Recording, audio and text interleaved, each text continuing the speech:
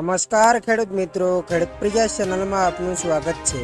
આજે તારીખ 25 ફેબ્રુઆરી 2024 સવારના મહત્વના હવામાન સમાચાર ચેનલમાં નવા આવો તો સબસ્ક્રાઇબ કરી લેજો।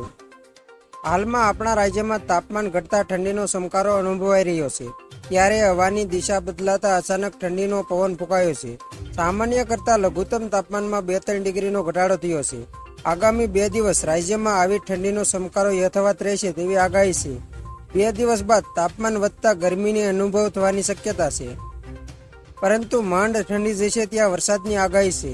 દેશમાં ફરી કમોસમી વરસાદની આગાહી આવી ગઈ છે, પરંતુ આખો દિવસ ગરમી પડે છે। ત્યારે હવામાન શાસ્ત્રી અંબાલાલ પટેલ દ્વારા ગુજરાતમાં 24 થી 26 ફેબ્રુઆરી દરમિયાન વાદળછાયું વાતાવરણ રહેવાની આગાહી પણ કરવામાં આવી છે।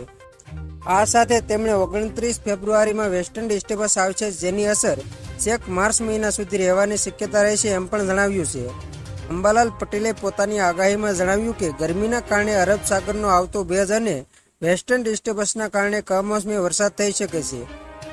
આ ઉપરાંત માર્ચના પ્રથમ 15 દિવસ મધ્ય ગુજરાતમાં, વડોદરા વગેરે ભાગોમાં મહત્તમ તાપમાન 42 ડિગ્રીને પાર કરી જવાની શક્યતા રહેશે।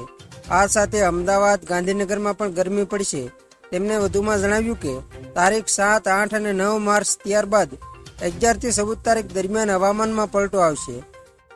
વરસાદને લઈ આગાહી કરતા અંબાલાલ પટેલે જણાવ્યું કે માર્ચ મહિનાના પ્રથમ 15 દિવસમાં હવામાનમાં પલટો આવતા દેશના ઉત્તરીય પર્વતીય પ્રદેશોમાં હિમવર્ષા થઈ શકે છે। આ સમય દરમિયાન કમોસમી વરસાદ થશે અને કરા પડવાની શક્યતા રહેશે।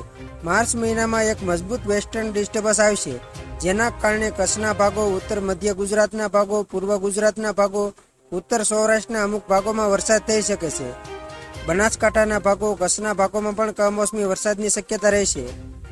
અંબાલાલની આગાહી પ્રમાણે આ દિવસોમાં પવનની ગતિ પણ વધારે રહેશે અને 3 થી 5 માર્ચ દરમિયાન મુંબઈના ભાગ સુધીમાં વાદળછાયું વાતાવરણ જોવા મળશે, જેના બાદ 5 થી 7 માર્ચ દરમિયાન ગુજરાતના ભાગોમાં પણ વાદળ જોવા મળશે।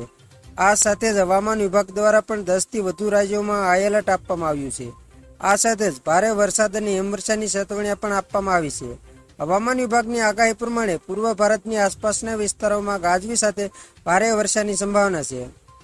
આ ઉપરાંત ઉત્તર ભારતના મોટાભાગના વિસ્તારોમાં વરસાદ અને હિમવર્ષા થવાની શક્યતા છે। પશ્ચિમ બંગાળ, સિક્કિમ અને અરુણાચલ પ્રદેશમાં ભારે વરસાદ સાથે કરા પડવાની શક્યતા આપવામાં આવી છે। તો ખેડૂત મિત્રો, આ હતા સવારના મહત્વના હવામાન સમાચાર। ફરી વખત મળશું નવી અપડેટ સાથે। ત્યાં સુધી જોતા રહેજો ખેડૂત પ્રિય યુટ્યુબ ચેનલ।